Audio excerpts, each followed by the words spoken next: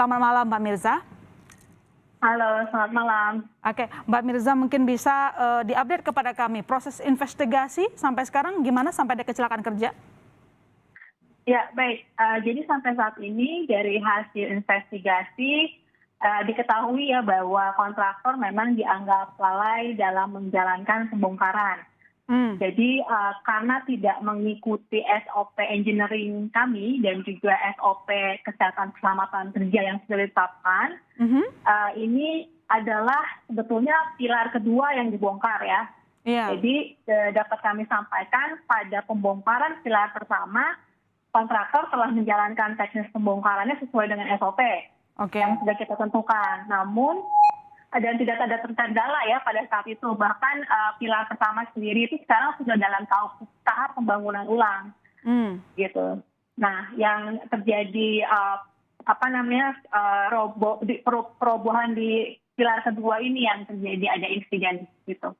Oke, total ada 6 pilar ya yang nanti akan dibongkar ya? Iya, 6 pilar. Oke, pertanyaannya dengan 6 pilar tiang proyek KCJB di Teluk Jambe yang digeser, kenapa terdeteksinya baru sekarang dan apa implikasinya jika tidak digeser? Ya, baik. Jadi kan dari pihak kami pun internal KCIC selalu melakukan pengawasan ya, dan didampingi oleh konsultan pengawasan dan supervisi CDJO.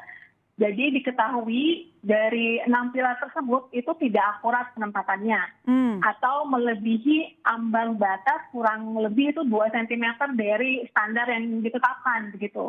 Akhirnya setelah dilakukan konsultasi dengan berbagai banyak pihak juga termasuk para ahli, maka opsi yang terbaik itu adalah harus dilakukan pekerjaan rework atau dikerjakan ulang. Dalam hal ini yaitu yang harus dikerjakan adalah dibongkar, kemudian dibangun ulang untuk memastikan keakuratan konstruksi tersebut dan juga safety dari proyek kereta cepat Jakarta Bandung sendiri.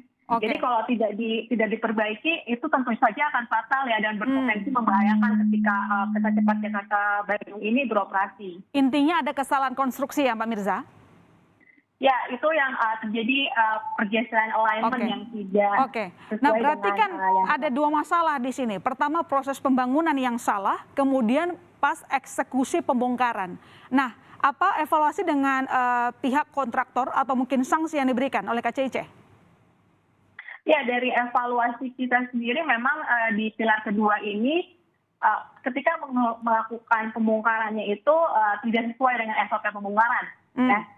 Gitu. Jadi dari yang sudah kita lakukan dari pihak KCIC itu pertamanya kita memberikan teguran ya dan juga memberikan surat peringatan. Yang kesalahan konstruksi sanksinya sama, teguran dulu atau ada evaluasi kerjasama? Ya, tentunya dari pemanggilan dan juga dari surat peringatan itu ada evaluasi. Jadi itu dari evaluasi juga kita harus lihat keakuratan pembangunannya, kualitas struktur, karena proyek KCJB sendiri itu harus memiliki standar yang tinggi ya, karena harus mampu bertahan selama 1 tahun. Gitu. Jadi kami tidak menoleransi adanya kesalahan dalam pembangunan. Kontraktornya siapa Mbak Mirza?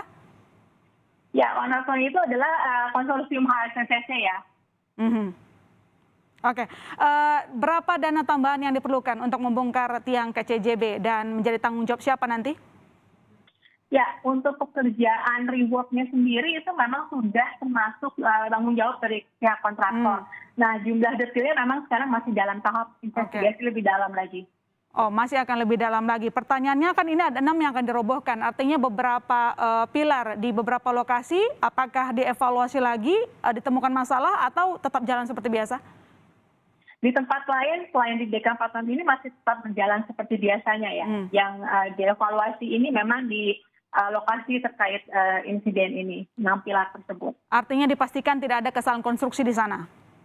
Ya, itu pastinya kita selalu adakan pengawasan berkala juga ya di tempat-tempat lain gitu. Mbak Mirza, dengan adanya pembenahan yang kita lakukan sekarang ini, target operasional KCJB apakah akan mundur? Ya, tentunya saat ini karena ada insiden memang ada sedikit pengaruh ya, tapi kami dalam saat ini juga tetap dalam proses percepatan pembangunan untuk proyek KCJB ini.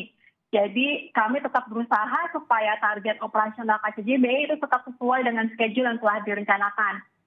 Dan di lapangan sendiri sebetulnya proses pengerjaan ulang ini atau rework itu sudah berjalan sejak Oktober ya. Jadi yang tadi seperti saya katakan, satu pilar itu sudah dibongkar dan bahkan sudah dibangun kembali saat ini.